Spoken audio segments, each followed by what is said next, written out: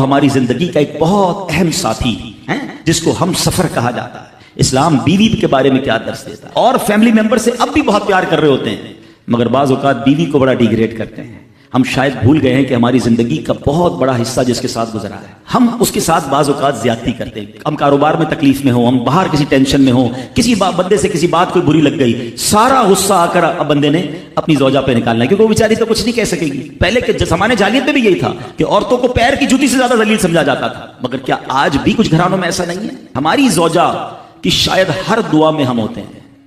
ہم اپنی بیوی کے لیے کتنی دعا کرتے ہیں، غور کیجیے۔ حالانکہ میں نے دیکھا ہے کہ جن کی شریک حیات دنیا سے جاتی ہے نا، ان لوگوں کو میں نے ٹوٹتے بھی دیکھا ہے۔ تو ایسا نہ کریں، جس طرح وہ آپ کے لیے محبت کا اظہار، دعاؤں کی آپ کی خدمت گار ہے، آپ بھی اس کے لیے اچھا برتاؤ کریں۔ اور نبی پاک کا کیا انداز تھا؟ میں تو آج اسلام کی شریعت کی، اللہ کے نبی کی بات کرنے آپ کے سامنے آیا ہوں۔ اللہ کے حبیب علیہ الصلوۃ والسلام سے سوال کیا گیا کہ حضور آپ کو دنیا میں سب سے زیادہ پسند کون ہے؟ اللہ کے حبیب نے فرمایا عائشہ۔ نبی پاک نے اپنی زوجہ کا نام لیا۔ پھر نبی پاک گھر اپنے ازواج کے ساتھ کیا انداز ہوتا تھا؟ گھر کا سودا سلف لے کے جاتے، کھانے پینے میں ہاتھ بٹاتے، محبت اور پیار کا اظہار فرماتے، سافٹ ماحول تھا گھر کے اندر۔ ہمارے گھر میں ایسا ماحول ہے؟ اسلام سے پہلے مال کے لیے جانوروں اور دوسرے ساز و سامان کے ساتھ ساتھ بیوی کو بھی رہن رکھوا دیا جاتا تھا۔ جیسے پیسے کوئی رہن رکھواتا تھا نا، بیوی بھی ایک مال کی طرح تھی، لوگ گروی رکھوا دیتے تھے اپنی بیوی کو۔ یہ اسلام سے پہلے عورتوں کا حال تھا، بیویوں کا حال تھا۔ اللہ اکبر! اسلام نے نکاح کے ذریعے عورت کو مرد کے آدھے ایمان کا محافظ قرار دے دیا۔ قرآن کہتا ہے وَعَاشِرُوهُنَّ بِالْمَعْرُوفِ، ان سے اچھا برتاؤ کرو۔ اسلام نے بیویوں کے ساتھ اچھا برتاؤ کرنے والے کو سب سے بہترین قرار دیا۔ حضرت امام حسن بصری رحمۃ اللہ تعالی، بہت بڑے بزرگ، ایک شخص آیا آ کر کہتا ہوں بارش نہیں ہو رہی ہے، قحط کی پوزیشن آ گئی ہے، بارش نہیں ہو رہی، دعا فرمائے، وظیفہ عطا فرمائے۔ آپ نے فرمایا استغفار، وہ چلا گیا۔ اچھا ایک بزرگ بیٹھے تھے ان کے پاس، حضرت ربیع بن صبیح رحمۃ اللہ، وہ دیکھ رہے تھے۔ دوسرا بندہ آیا، کہتا حضور تنگ دستی ہے، کاروبار میں ڈاؤن ہے، رزق میں تنگی ہے۔ آپ نے فرمایا استغفار کرو۔ تیسرا شخص آیا، کہتا حضور اولاد نہیں ہو رہی ہے، حصول اولاد کے لیے وظیفہ لینا ہے، فرمایا استغفار کرو۔ چوتھا بندہ آیا، وہ کہتا ہے کہ حضور میرے باغ میں فصلوں میں پیداوار کی کمی ہے، فرمایا استغفار کرو۔ حضرت ربیع بن صبیح کہتے ہیں حضور پہلا بندہ الگ پرابلم لے کر آیا، دوسرا الگ، تیسرا الگ، چوتھا الگ، چاروں کو ایک ہی دوائی، چاروں کو ایک ہی وظیفہ، استغفار استغفار۔ ہائے ہائے، بڑوں کی بڑی بات ہے۔ قرآن میں بھی پڑھتا ہوں، قرآن آپ بھی پڑھتے ہیں، مگر دیکھو اللہ والے کیسے پڑھتے ہیں۔ کیا خوبصورت جواب دیا آپ نے۔ آپ فرماتے ہیں سورہ نوح پارہ 29 آیت نمبر 10 سے 12 کی آپ نے تلاوت فرمائی۔ اب ذرا قرآن سنیے گا۔ بسم اللہ الرحمن الرحیم، استغفروا ربکم انہ کان غفارا یرسل السماء علیکم مدرارا ویمددکم باموال وبنین ویجعل لکم جنات ویجعل لکم انہارا۔ سبحان اللہ، ذرا سنیے گا، اپنے رب سے معافی مانگو۔ استغفروا ربکم انہ کان غفارا، بے شک وہ بڑا معاف کرنے والا ہے، آپ نے دے گا عطا۔ کیا فرمائے گا؟ یرسل السماء علیکم مدرارا، وہ تم پر موسلا دھار بارش بھیجے۔ وَيُمْدِدْكُمْ بِأَمْوَالٍ وَبَنِينَ وَيَجْعَلْ لَكُمْ جَنَّاتٍ وَيَجْعَلْ لَكُمْ أَنْهَارًا، فرمایا اور مالوں اور بیٹوں سے تمہاری مدد فرمائے گا، اور تمہارے لیے باغات بنا دے گا، اور تمہارے لیے نہریں بنائے گا۔ باغات بھی بڑھ رہے ہیں، اولاد بھی عطا ہو رہی ہے، مال بھی بڑھ رہا ہے، بارش بھی ہو رہی ہے۔ اس چیز سے، استغفار سے۔ تو استغفار یہ آپ کے بہت سارے پرابلمز کا حل ہے، مسائل کا حل ہے۔ بس اپنی زبان استغفار سے تر رکھیے۔ اچھا پھر اس میں تھوڑی سی شرمندگی ہے، ایسا نہیں کہ استغفار بھی ہو رہا ہے اور دماغ کہیں اور ہے، مسکرا بھی رہے ہیں، ہنس بھی رہے ہیں اور استغفر اللہ، کسی سے معافی مانگتے ہوئے ہنستا ہے کیا بندہ؟ استغفر اللہ ربی من کل ذنب واتوب الیہ، یا اللہ میں اپنے سارے گناہوں سے تجھ سے معافی مانگ رہا ہوں۔ بہت سارے استغفار کے سیکھے ہیں، استغفر اللہ العظیم من کل ذنب عظیم، اے اللہ میں تجھ سے استغفار کرتا ہوں، وہ رب جو بہت عظیم ہے، اپنے سارے بڑے گناہوں سے میں استغفار کرتا ہوں۔ الگ الگ الگ سیغوں سے اللہ کی بارگاہ میں استغفار کریں، ہو سکے تو کبھی گناہ یاد آئیں تو آنسو بھی بہ رہے ہوں، مگر یہ استغفار اللہ کو بڑا پسند ہے، معافی رب کو بہت پسند ہے۔ ابو اللیث سمرقندی رحمۃ اللہ تعالی لکھتے ہیں پچھلی قوموں میں ایک شخص تھا، اس نے بہت گناہ کیے تھے۔ ایک بار اس نے اپنی پچھلی زندگی کے بارے میں سوچا، گناہوں کے بارے میں غور و فکر کیا تو اسے شرمندگی ہوئی۔ اس نے نادم و شرمندہ ہو کر 3 مرتبہ کہا اللہم غفرانک، اللہم غفرانک، اللہم غفرانک، اے اللہ تیری بخشش، اے اللہ تیری بخشش، اے اللہ پاک تیری بخشش۔ اسی لمحے اس کو موت آ گئی اور اللہ پاک نے اس کی بخشش فرما دی۔ آئیے ہم بھی پڑھ لیتے اللہم غفرانک، اللہم غفرانک، اللہم غفرانک۔ استغفار کرنا، توبہ کرنا، گناہ یاد کر کے شرمندہ ہونا، یہ اللہ کو کتنا پسند ہے۔ ایک سبحان اللہ، اس کے بارے میں چند برکتیں آپ کو بیان کرتا ہوں۔ بڑی عظیم برکت یہ ہے کہ اس کی بدولت بندے کا تنگی اور غم دور ہو جاتا ہے۔ حدیث پاک میں ہے جو ہمیشہ استغفار کرتا رہے اللہ پاک اس کے لیے ہر تنگی سے نکلنے کا راستہ بناتا ہے، ہر فکر و غم سے اسے خلاصی عطا فرماتا ہے۔ اس کی ایک برکت یہ بھی ہے کہ ایسے بندے کو اللہ پاک غیب سے رزق عطا فرماتا ہے۔ حدیث پاک میں ہے استغفار کرنے والے کو اللہ وہاں سے رزق عطا فرماتا ہے جہاں اس کا گمان بھی نہیں ہوتا۔ اتنی مہنگائی ہے، اتنی مشکلیں ہیں، اتنی تنگی ہے، لوگ قرضے میں ہیں، کبھی ادھر جاتے ہو کبھی ادھر جاتے ہو۔ ارے بھائی سب کے پاس جاتے ہو، رب کے پاس کیوں نہیں جاتے؟ استغفار کرنا شروع کر دو، فرمایا ادھر سے روزی دے گا جہاں تمہارا گمان بھی نہیں جائے گا۔ اس کی برکت سے اللہ پاک دلوں کے زنگ کو دور فرماتا ہے۔ آئیے پیارے اسلامی بھائیوں، اللہ کو معافی مانگنا، دل سے پکارنا کتنا پسند ہے۔ میں آپ کو ایک بہت ہی خوبصورت واقعہ بتاتا ہوں، اور یہ واقعہ ہے حضرت موسیٰ علیہ نبینا علیہ السلام۔ اللہ پاک نے حضرت موسیٰ علیہ نبینا علیہ السلام نے ایک بار اپنی مناجات میں عرض کیا یا اللہ یا رب۔ اللہ پاک کی طرف سے جواب آیا لبیک یا موسیٰ۔ آپ نے عرض کیا اللہ تو میرا مالک ہے، تو تو خالق ہے، میں تو تیرا بندہ ہوں۔ ارشاد ہوا مجھے یہ پسند ہے کہ جب مجھے کوئی میرا بندہ یا رب پکارے تو میں اسے لبیک کہہ کر جواب دوں۔ اللہ فرما رہا حضرت موسیٰ نے عرض کی یا رب کیا یہ ہر مطیع بندے کے لیے ہے؟ کیا ہر نیک آدمی کے لیے ایسا ہے کہ جب تجھے وہ پکارے تو تو لبیک فرماتا ہے؟ سنو اللہ فرماتا ہے ہاں بلکہ ہر گناہگار بندے کے لیے بھی ہے۔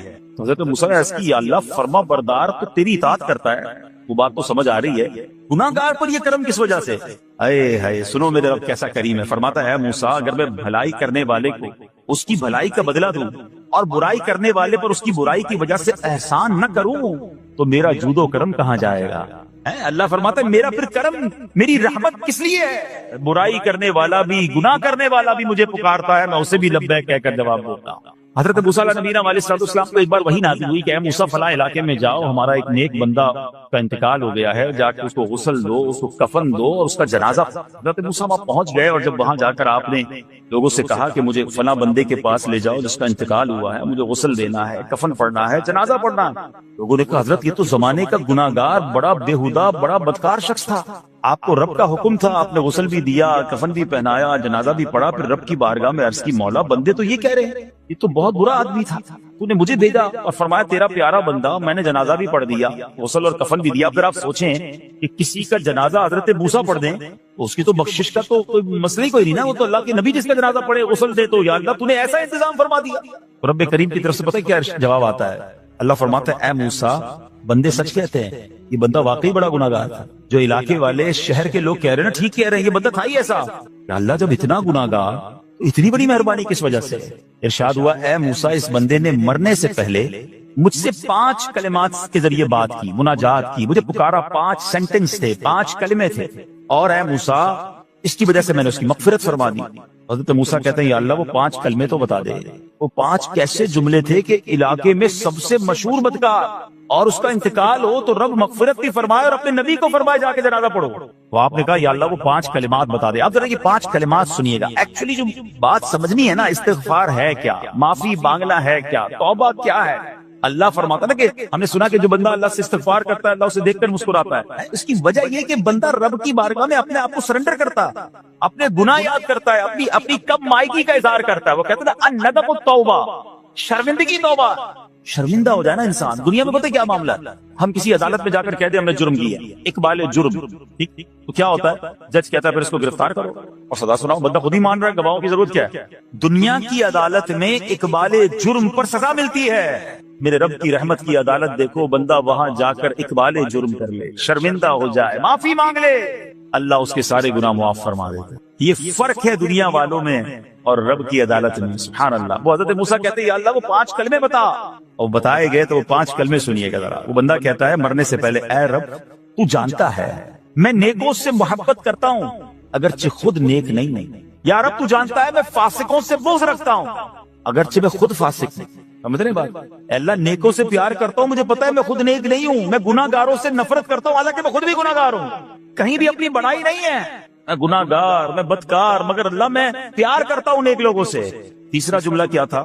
یا رب اگر مجھے معلوم ہو جائے کہ میرے جنت میں داخل ہونے سے تیری ملکیت میں کوئی کمی آ جائے گی، اے اللہ میں تجھ سے پھر جنت کا سوال کرنا چھوڑ دوں۔ مجھے یہ پتا ہے یا اللہ تو نے مجھے جنت میں داخل کیا نا، تیری جنت میں کوئی کمی نہیں آئے گی، بہت بڑی ہے، اب مجھے داخل بھی کرنے سے تیرا کچھ نہیں جائے گا۔ اگر کچھ جاتا ہوتا تو یا اللہ میں جنت تیرے سے مانگنا چھوڑ دیتا. چوتھا جملہ کیا ہے؟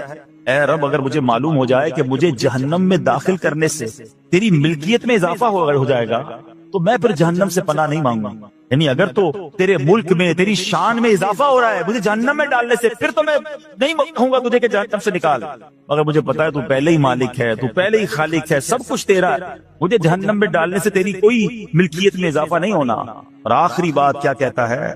یا رب اگر تو مجھ پر رحم نہ کرے گا تو پھر کون کرے؟ اللہ فرماتا ہے موسیٰ میں نے اس پر رحم کیا، یہ میرے کرم کے لائق تھا، میرے کرم کے لائق نہیں تھا کہ میں اسے ناکام لوٹا دیتا. جب اس لیے کلمات کہے تو میں نے اسے درگزر فرمایا، اس کی مغفرت فرما دی اور میں ہی بخشنے والا مہربان.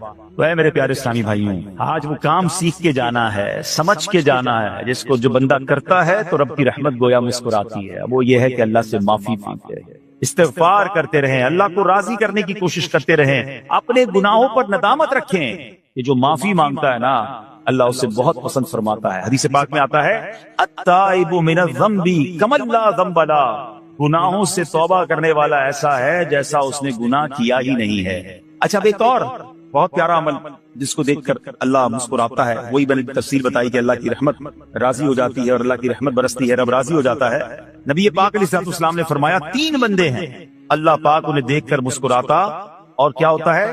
فرمایا اور بہت خوش ہوتا ہے. اب وہ 3 بندے کون سے ہیں؟ چیک کرنے ہم ان میں ہیں کہ نہیں.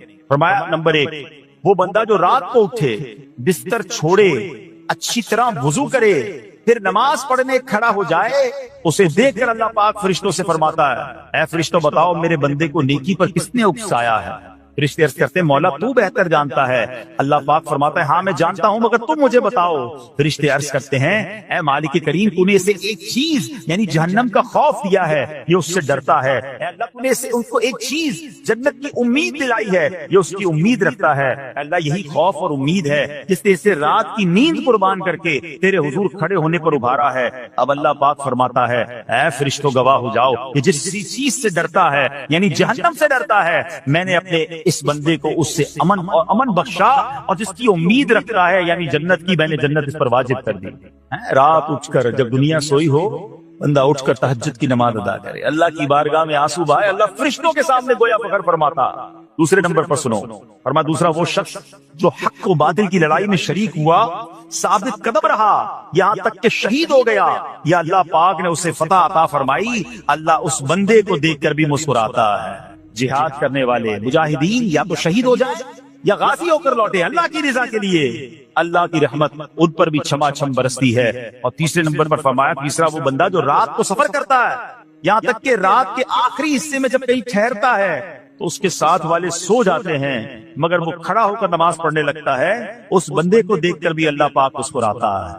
اجتماعی عبادت کے بڑے فائدے ہیں، اجتماع میں آنا، محفل میں آنا، دعا میں شرکت کرنا بہت اچھی بات، مگر اپنی عادت ایسے بھی بنائیں کہ کچھ عبادتیں ایسی کریں کہ میں جانوں اور رب جانے. یہ جو رات اٹھ کر دعا کا لطف ہے، رات اٹھ کر جو نماز پڑھنے کا لطف ہے نا، جب ساری دنیا سو رہی ہے اور بندہ اپنے رب کی بارگاہ میں حاضر ہے. علماء کہتے ہیں دن کے نوافل کے مقابلے میں رات کے نوافل افضل ہے، کیونکہ رات سکون ہوتا ہے، رات رکعت قلبی ملتی ہے، سبحان اللہ رحمت الہی چھما چھم برستی ہے. ہمیں کیا کرنا ہے کہ رات تہجد کی نماز کی عادت ڈالے. رمضان میں بن گئی تھی نا، ساری کے لیے اٹھتے تھے تو لوگ تہجد پڑھتے تھے. اللہ کرے کہ یہ عادت بن جائے، کبھی کبھی اگر ہر روز نہیں ہو سکتا کم از کم کبھی کبھی کریں. اچھا اگر ایسی کوئی عبادت ہو بھی جائے نا پھر سب کو بتائیں نا کہ رات اٹھا تھا تو جناب دعائیں بھی کی تو آنسو بھی بہائے. نہیں، کبھی کبھی ایسا کیا کرو کہ میں جانوں اور رب جانے، اللہ سے باتیں کیا.